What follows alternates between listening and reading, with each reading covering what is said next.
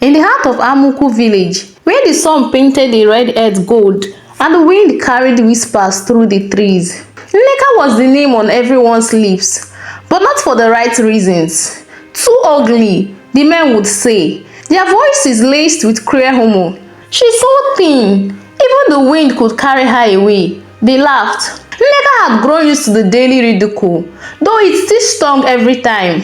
Unlike the other girls in the village, who had smooth glowing skin and delicate features, Nneka's appearance was different. Her skin was very dark and marked by scars from her childhood ailments. Her broad nose and crooked teeth made her stand out, and the villagers never missed a chance to remind her of her flaws. At the village square one afternoon, a group of young men leaned against a mango tree. Their laughter was loud enough to draw attention. "Look at her," one of them shouted as Nneka walked by, her head bowed, clutching a basket of yams.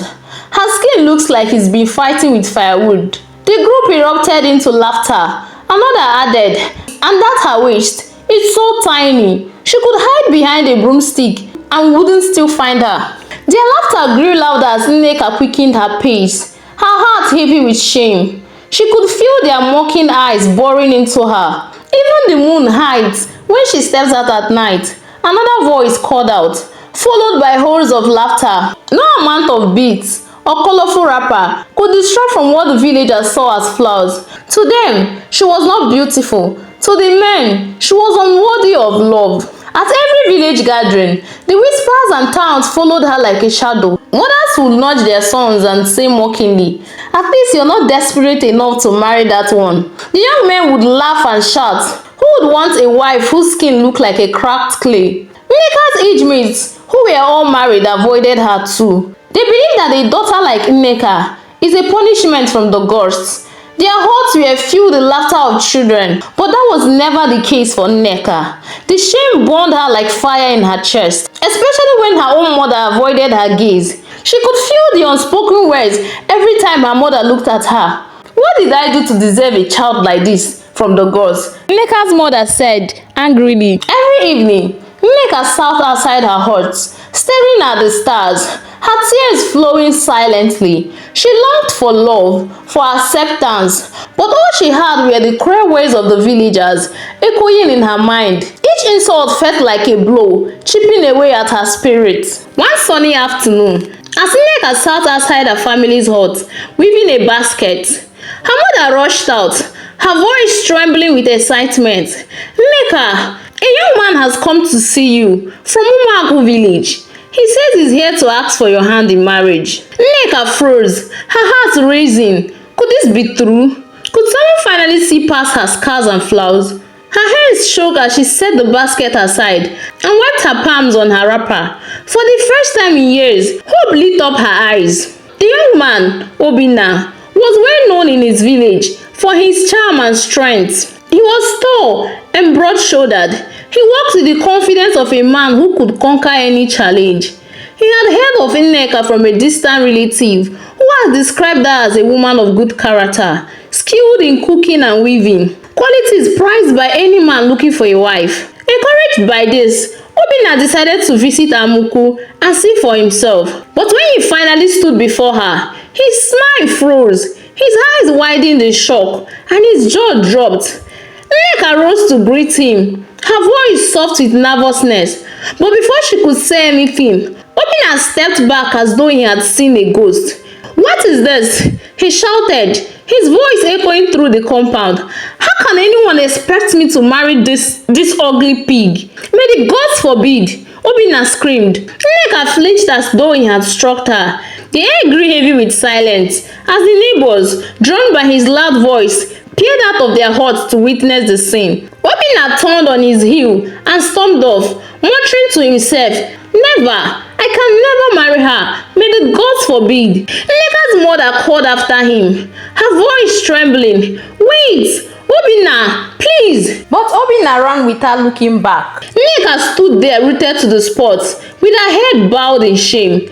The neighbors whispered and laughed among themselves, their cruel words cutting through her like knives. The pain in Nneka's heart grew unbearable. Night after night, she laid awake, consumed by the humiliation she had endured. One Nneka's cruel words echoed in her mind, and the laughter of the villagers haunted her like a curse. Finally, Nneka became tired and unable to bear it any longer. She decided to do the unthinkable. She would go to the sacred river, where the powerful river goddess Mmiri was said to dwell. At dawn, Nneka wrapped herself in a faded wrapper and made her way to the river. The path to the river was narrow and overgrown, but she pressed on determined. When she reached the water's edge, the sun was beginning to rise, casting a golden glow on the ripening surface. Nneka knelt by the river in tears and cried out, "O great Mmiri, goddess of the river, please hear me. I beg you, answer my cry." The water began to swell, and from the depths, a figure emerged. The river goddess was beautiful. Her skin glowed like the river under the moonlight. Her voice was calm but commanding as she said, "Why do you call me, my child?" Nneka bowed her head, her voice trembling with emotion. "Great goddess, I have come because my heart is broken. No man wants me. They say I am too ugly, and they laugh at me. I want to know love, but more than that, I want them to regret ever humiliating me. Please, great goddess, help me." The river goddess listened in silence before speaking. "Go home, my child. I will send you a man, a good man, who will love you as you are and marry you." But Nneka shook her head, her tears falling faster. "No, goddess, that's not enough. I don't just want one man. I want them all to desire me. I want every man in the village, married or single, to regret rejecting me. Please, I beg you, grant me this wish." The goddess studied her for a moment, her face unreadable. Then, with a wave of hand, the river ripened violently before calming again. "Your wish is granted," Mmiri said. "From now on, every man in Amuku will be drawn to you. But remember, child, power comes with consequences. Be careful what you ask for." Before Nneka could say anything, the goddess vanished into the water. Nneka rose to her feet, her heart racing with anticipation. As she walked back to the village, a strange feeling of victory washed over her. Finally, she thought, they will all see me and desire me. The change was sudden and shocking. The very next morning, the men of Amuku village couldn't keep their eyes off Nneka. The same men who had mocked her, who had laughed at her scars and called her names, were now tripping over themselves to catch her attention. "Nneka, let me carry that basket for you," one of the men said. Reaching for the basket she had carried alone for years. "Nneka, you look so beautiful today," another added, his voice trembling as though he were enchanted. It wasn't long before the men began competing for her attention. Each day, groups of men gathered outside her hut, arguing over who would get the honor of spending time with her. Married men, young bachelors, even the elders and titled men, all of them seemed to have fallen under her spell.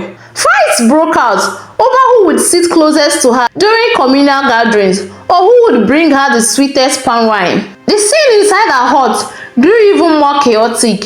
Men who once avoided her now fought over who would share her space each night, dragging one another out of the way and shouting over whose turn it was. To Nneka, this was the sweetest revenge she had prayed for. The memory of their cruel laughter faded with every desperate look and pleading word. She sat there, smiling as the men grovelled before her, their eyes filled with longings. The villagers were baffled.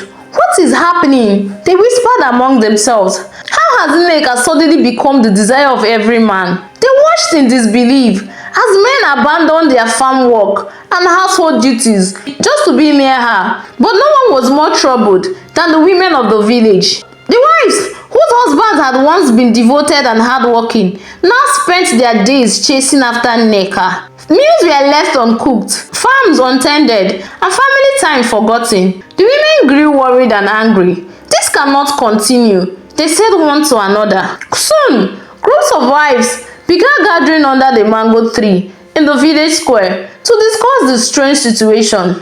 "My husband hasn't come home for 3 days," one of them complained.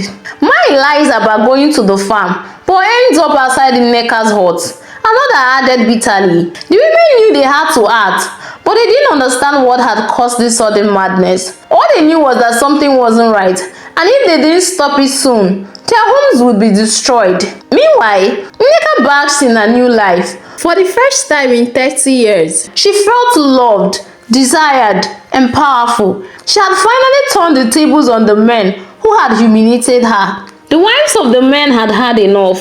Their homes were falling apart.